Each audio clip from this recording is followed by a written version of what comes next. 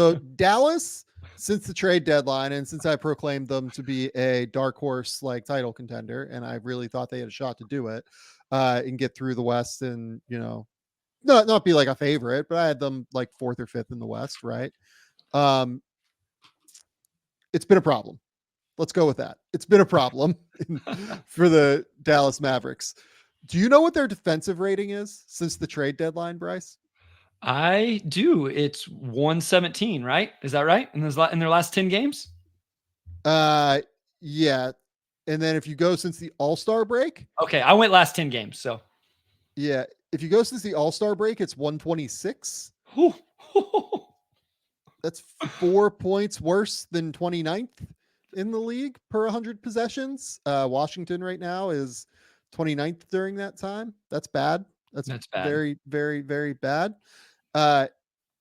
Jason Kidd had like a quote, I think it was after the Indiana game, where he said, "We're trying to build a championship team and it's not easy." Dallas has not talked about that for a long time. So to talk about that, it's pretty cool. We weren't able to talk about that last year or the year before. To be able to build it takes time. First and foremost, since Luka has been there, I feel like the whole thing has been trying to talk about it like it's a championship team. Right? Like, am I losing my mind here? No, even last year when they sucked, like the whole thing was that they sucked. You know what I mean? Yeah, no, we've talked about coaches are great. I love some of the stuff they tell us. It's like out of his totally crazy crazy to like say that. And to me, like it just feels like a team that has no synergy since the deadline. Like they have no real connectivity. It feels like when I watch them.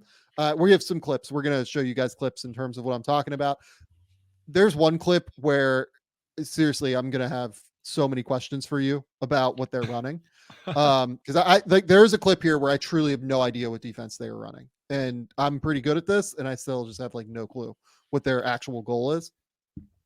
They are horrific in drop coverage. Like if you look, I think they're dead last in possessions defensively where they play drop coverage. Derek Lively, I thought early this season was quite good. I think teams have started to recognize they can get him kind of over pursuing a little bit and connecting a little bit too far toward the ball handler once he gets deep into the paint. And then it allows them to either throw the ball up for an offensive rebound or to just wrap around pass for a easy little, roll dunk or, dunk in the dunker spot, things like that. I also feel like Daniel Gafford has been totally off with his angles so far. Like he just has not looked good every time I watch them. And we back asks, is Daniel Gafford having a tough time adjusting to the defense, having a hard time understanding why Kidd isn't playing him more? Honestly, when I've watched them, it feels like he is really struggling to figure out his angles for them on defense.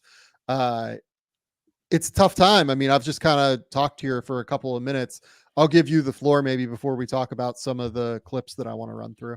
Yeah, I mean, I watched the game the other day. I barely noticed him on the floor. And this is coming from a big Daniel Gafford fan for the last 2 or 3 years. And I thought that was the move that I really liked that they made. I thought it made a ton of sense. We've talked about this a lot. They're 5-5 since the trade, Sam.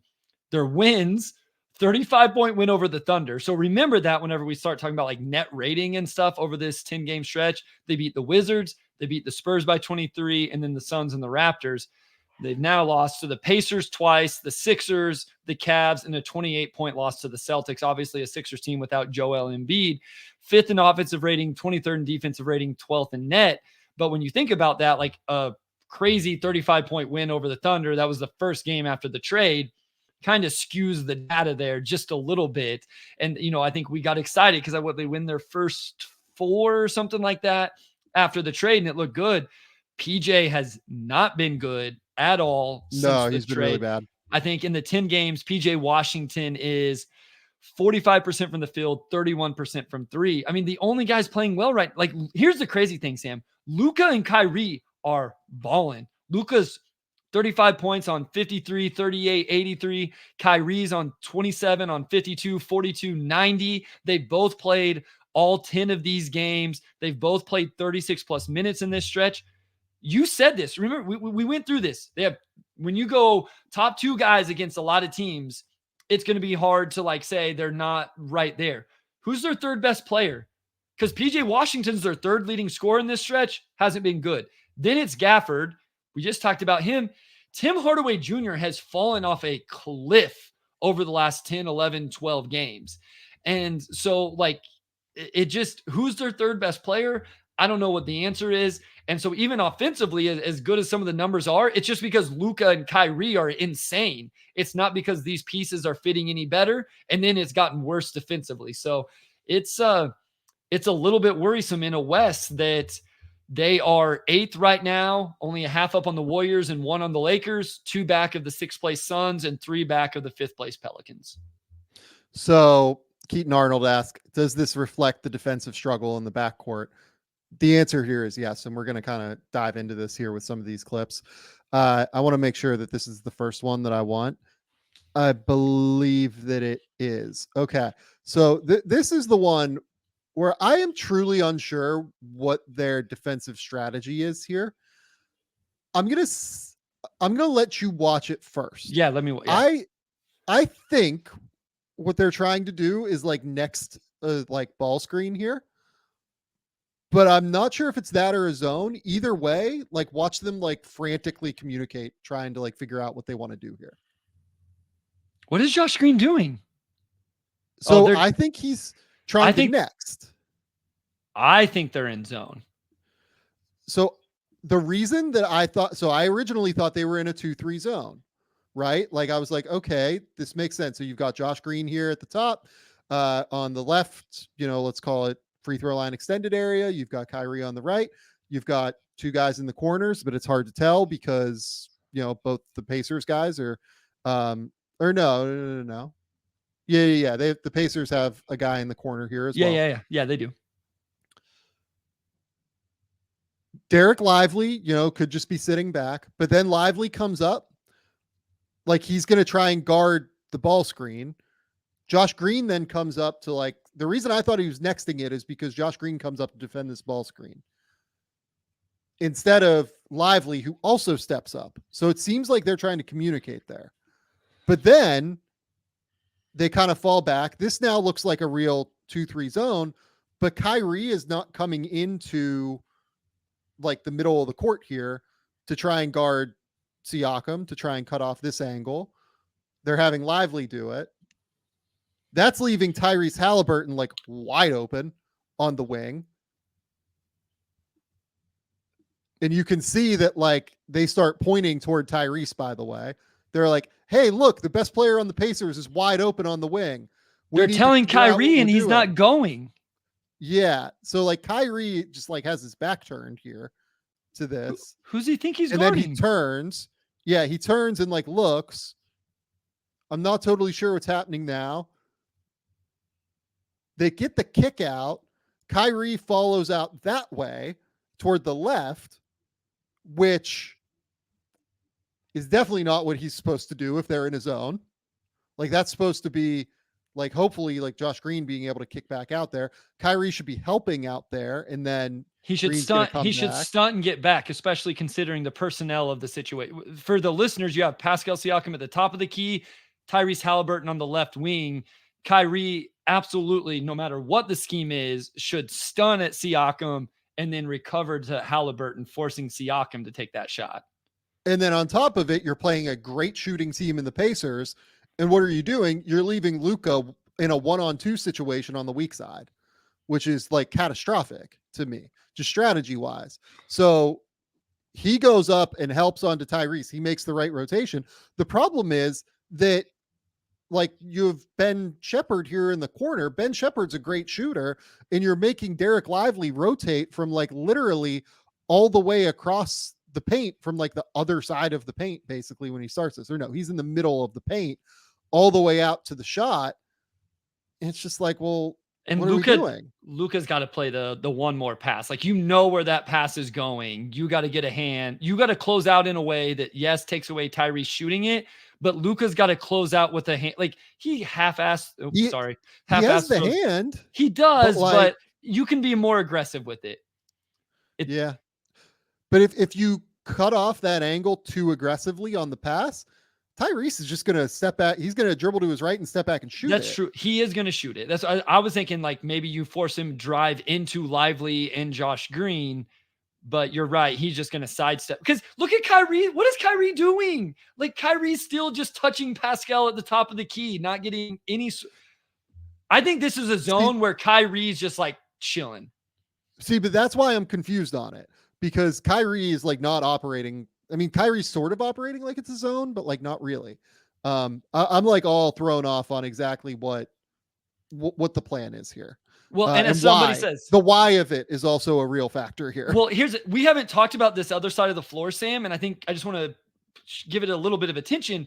You have your 5-man Miles Turner standing in the corner, and this is why we talk about floor spacing bigs, and he's just kept PJ Washington occupied on that side of the floor the whole time. Like, one, PJ could be a little more like engaged, but PJ's just locked in over there because Miles Turner can catch and knock down a corner three. And so I think somebody said in the comments, this probably isn't a great lineup to run zone against, especially if Siakam is knocking down. I don't know who's at the top of the key that Josh Green is hiding from us right now. I'm going to guess that's TJ McConnell. Yeah, TJ McConnell. So,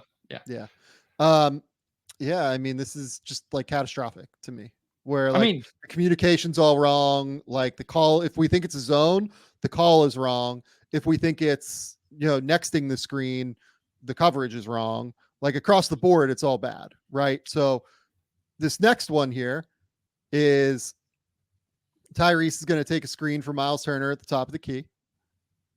And I want to point out here, look at the man in the weak side corner already. This is going to become the strong side corner as Tyrese comes off of this screen. This man in the strong side corner that I believe is PJ Washington. Yep.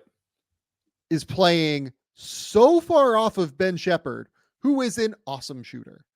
And then, by the way, we're in drop here. Daniel Gafford is like backpedaling, does a pretty good job, I think, containing the gap, given that it's Miles Turner here rolling. He's in touch distance to Tyrese Halliburton here. I don't know why the strong side man is that far into the paint here. In PJ Washington. If anything, you would want Luka, who does have a foot in the paint here. Luka is fine on this play. Luka is tagging the roller. PJ is same side helping one pass away off of a real shooter in Ben Shepherd. And it's like, well, I'm just going to drill that. Like it's nothing. The Mavericks this season, I believe, have given up the most corner threes in the NBA. Over the course of that time since the All-Star break, I believe they're giving up like 11 corner threes per game. And that's just like, you can't live like that. You know what I mean? The issue here is, one, like we all know this about strong side corner in general. Like you can be engaged, but you don't help up. Like the whole idea of the drop coverage is the big's going to retreat. You're going to let your man, like, but even if you commit to Halliburton, which kind of ends up happening, it's not your help. PJ's in no man's land. Even if they threw the lob to Miles Turner, PJ's not getting there. That is 1000% Luka's responsibility. And actually, like you said, Luka's kind of doing it. The play here look at Luka's body here. Luka is like in between Turner and the rim. Like he does his job here. He's like ready. If Tyrese throws a left-hand hook pass to Nembhard on the what turns into the weak side wing, and Nembhard hits it, then that is a scheme issue that you have to change, not just like a busted coverage. This is 100% busted by PJ Washington. Well, and here's the other thing too. Part of why teams do it with the weak side man helping is because if Tyrese throws that skip pass, it takes a split second longer for that pass to get there, which gives you an extra split second to rotate out. So helping off the strong side corner here is just like insane to me. And in a situation where they're being active, Kyrie and Gafford actually could get their hands in that passing window to an extent. On strong side, there's no way Gafford to use his length to really contest this pass. But if Gafford would get his hands up, if Kyrie would stay a little bit more connected than what he is, you can disrupt that pass just a little bit or enough to make it a little bit slower. Strong side, it's just a direct line pass without any hands in the way whatsoever. Yeah, it's just not. It's not good enough. And look, like they do this stuff sometimes, like where they will just help off the strong side, and I'm so confused on why they're doing it. I do not know why they're. I do not know why they're doing this. It's crazy to me. This is why they give up corner threes. Next one here. I think that this is a. Let's see. No, this is a Pacers play. Let's run through this real quick. So Ice. yeah, high ball screen. Oh yeah, What? that's another help off the strong side. That's what that is. That's why I pulled that. What are they? Okay, hold on. This has to be a scheme thing, though. There's no way he did that and he's not supposed to do that, is there? It has to be. So what I'm wondering, so Kyrie is helping so early here into the paint, right? And why?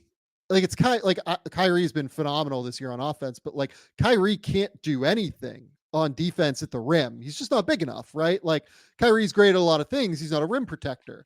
So I don't understand why he's the one strong side helping here when I believe that's Ben Mathurin, and no, Ben's at the wing. Who is that in the corner over there? On the opposite corner, that's Siakam. Yeah, it's Siakam in the corner. So that's like the guy you want to help off of, even more than Nemhard. You would rather just treat this like a traditional drop. Did they get confused? Maybe they thought because Turner set the screen this way, and they thought that Halliburton was going to go around the screen traditionally toward the right. But I'm and pretty sure they called PJ was going to be ice. Watch who's on ball. Derrick Jones Jr. Yeah, it's going to be Derrick Jones Jr. Watch on the ball. Watch Derrick Jones Jr. So if we go back to the beginning, all the way to the beginning, I thought you could. Yeah, like I'm pretty sure that Gafford calls ice based off Derrick Jones Jr.'s body positioning right here. And so everybody should hear that because you're right. Initially, it looks like Halliburton's going to come off to his right, which would make PJ strong side corner stay home. I actually think that's Tim Hardaway Jr., if I'm not mistaken, at the bottom there. And then he would be the tag guy. I'm almost positive Gafford ices this, which then Derrick Jones Jr. body language is what tells me that. And then that changes who the tag guy is. Well, the other thing that tells you that as well is the way Derrick Jones Jr. sets up. Derrick Jones is trying to reject the middle here. And Gafford's positioning on this side of the screen, not on the other side. They're absolutely icing this. Yeah, for sure. So with that being the case, they're forcing this to Tyrese's left. Yeah. They're forcing this so that Kyrie will be in the strong side corner. Yeah. Which means for Kyrie to be in the middle of the paint here is crazy. Yeah. Like, it makes no sense. And I do think that's PJ for what it's worth on the weak side corner there. Not Hardaway. No, I think Hardaway's on the strong side corner. Oh, okay. That's Tim Hardaway Jr., not Kyrie. Kyrie's guarding on the wing. Yeah, you're right. Yeah, you're right. That's Tim Hardaway Jr. Sorry, Kyrie. Play it through because like Tim Hardaway Jr. starts looking around like he's confused by what somebody else should have done. Yeah, like does he think that like Kyrie should not be stunting in there on the dig? Oh, or does he think that like he shouldn't be digging and they should X? But you never X strong side. Yeah, he just at the very end he looks at Kyrie. You see him? He threw his hand up and looked. He did it right there. You see him? I guarantee you. Yeah, he did. He looks at, and this is one thing I've like. I think you can pick up a lot of things watching body language after. Right there. Yeah, and if you look at the bench and coaches, you can figure some things out whose fault it was. I would guess that he thinks Kyrie was supposed to rotate to the corner and then he was going to X out to the wing on the one more pass. Just structurally though, that's a catastrophic idea defensively. Like that makes no sense to do. Like just to actually operate the defense like that, it makes no sense. Because Tim's not getting back to the wing. Look how deep in the paint he is by the time Halliburton makes the pass. So Hallie makes this pass. So look he where makes the pass here. He can't X out to the wing. Yeah, let's say it's Kyrie coming back here and supposedly Xing out the first half of the X out to Nembhard, like, is he expecting then Unless Derek Jones maybe Jones, follows up and covers he Matherin? Here's the and thing: there are so many things that can go wrong there rotationally. Like, there's a reason that guys run like normal, or teams run like normal, like drop coverage scenarios, and like help off the weak side as opposed to the strong side.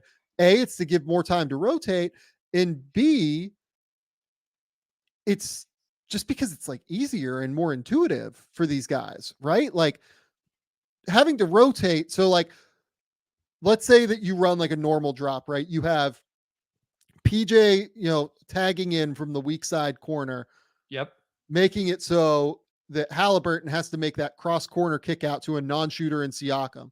That should give PJ time to be able to close back out onto the non-shooter, Gafford time to recover onto Miles Turner, and then you're just playing defense again, right? In this case, what they're asking seemingly, and this now where I'm at here is this falls on Jason Kidd much, much more than Tim Hardaway Jr. as we go through this. What they're asking here is they're basically begging to have to get into like a scramble X out, yep. as opposed to just running like base defense. Because by icing and helping way in here off the corner, you're forcing, in the best case scenario, against Tyrese Halliburton, one of the 5 best passers in the league, a circumstance where he has the same side, easy corner kick out, where you have to X out, and then you have to find a guy who's going to be able to hit Matherin on the wing to be able to close out that way. And then you're into like scramble rotation. And oh, by the way, even if you do X out onto Matherin here, let's even say that they're able to execute this. Matherin's just going to drive and get to the paint. Yeah, he's attacking. And then you're in the same like shithole problem anyway.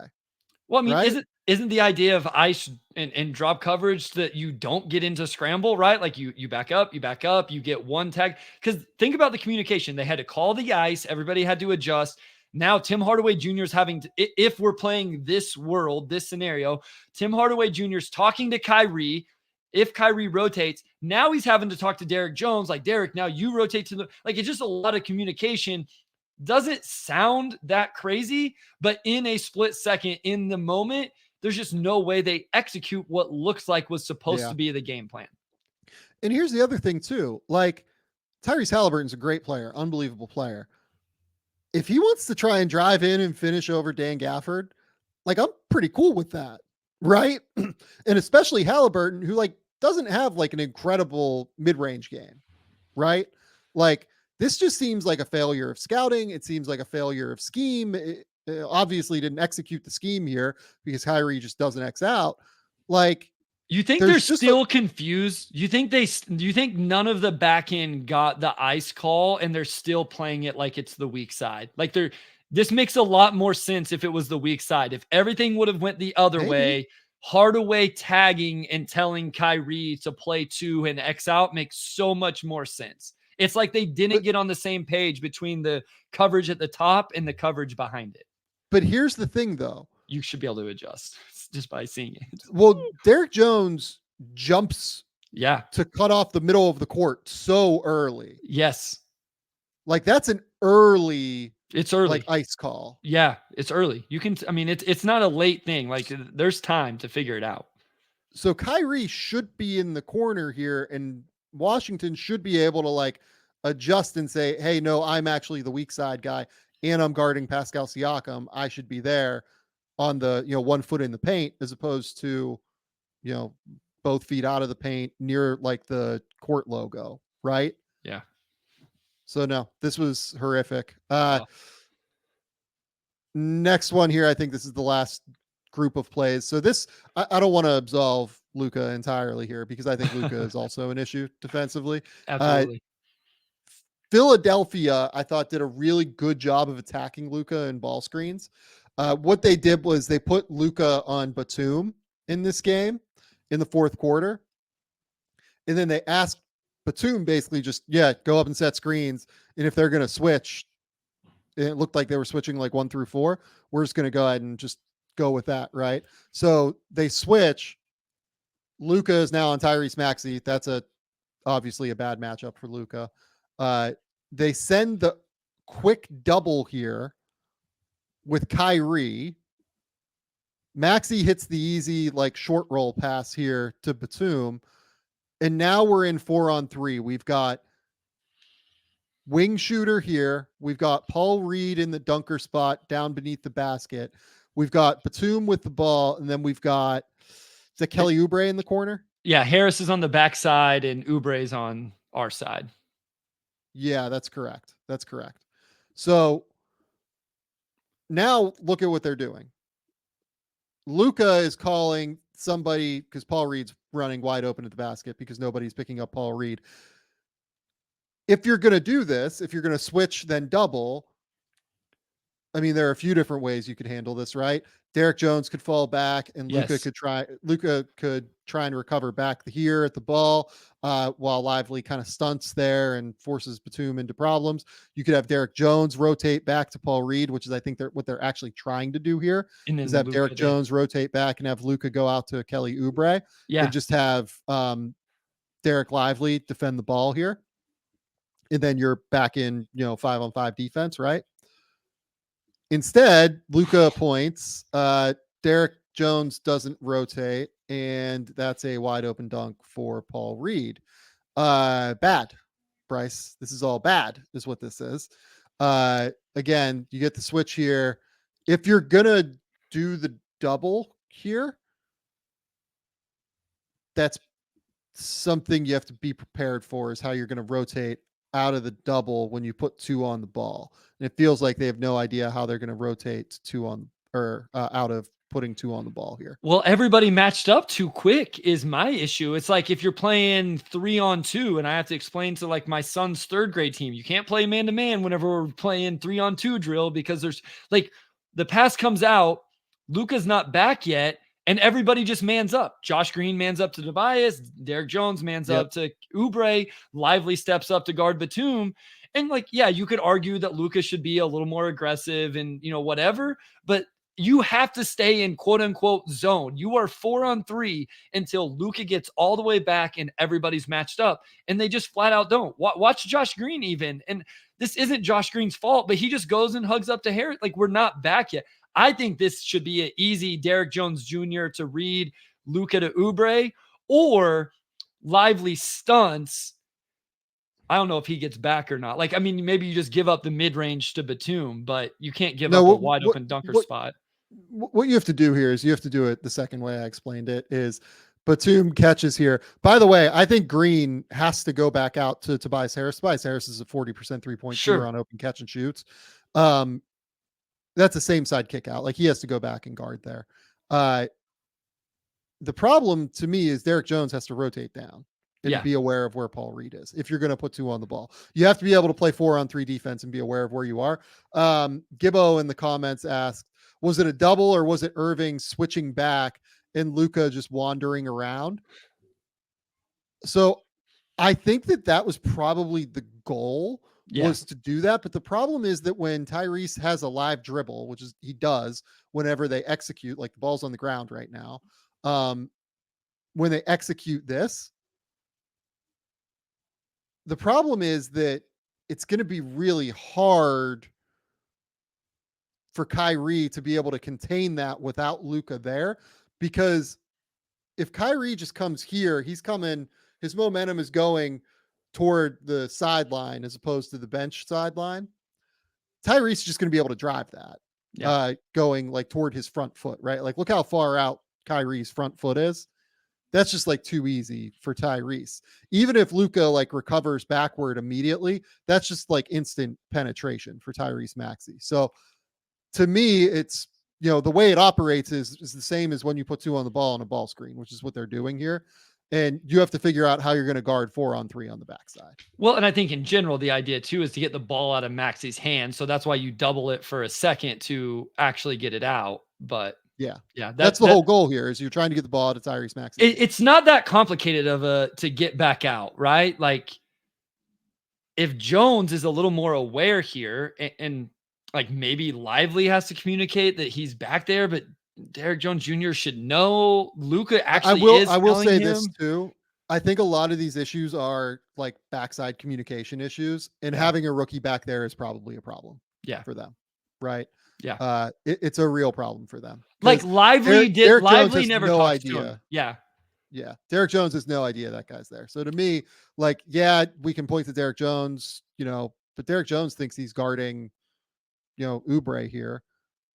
It's hard. Like it's really hard. But like to me, this is probably on Lively on some level too, for not communicating. Hey, I have to step up here. You know, I have Paul Reed. Someone go grab Paul Reed, Yep. kind of thing. Yep. And Luka tries, but again, like this, the whole scheme that you're attacking here is you're trying to attack Luka, and they're successful. So this is literally the next time down the court. This next play, uh, again, they set the initial screen with Paul Reed, and then they have Batum come up for the second screen. I don't think they actually totally know what they're running here. It looks like they're kind of not switching now and that they're in drop, but it would be weird to communicate that like in between plays that you're just like totally changing the coverage here. But the way that I think is that Green or Exum? I think it's Green who fights over the top of that screen. That Josh says Green. they're in drop. And then, just look at Luka like just tracking back and like not really giving enough effort tracking back, right? It's just too easy against Dallas right now. It's a beautiful little pocket pass by Tyrese to get the ball to Batum, going downhill into the middle of the paint. And again, you set the screen so high. Luka, I think Luka thinks this is a switch, don't you? With the way that he steps out, maybe not. He might think it's drop. What do you think?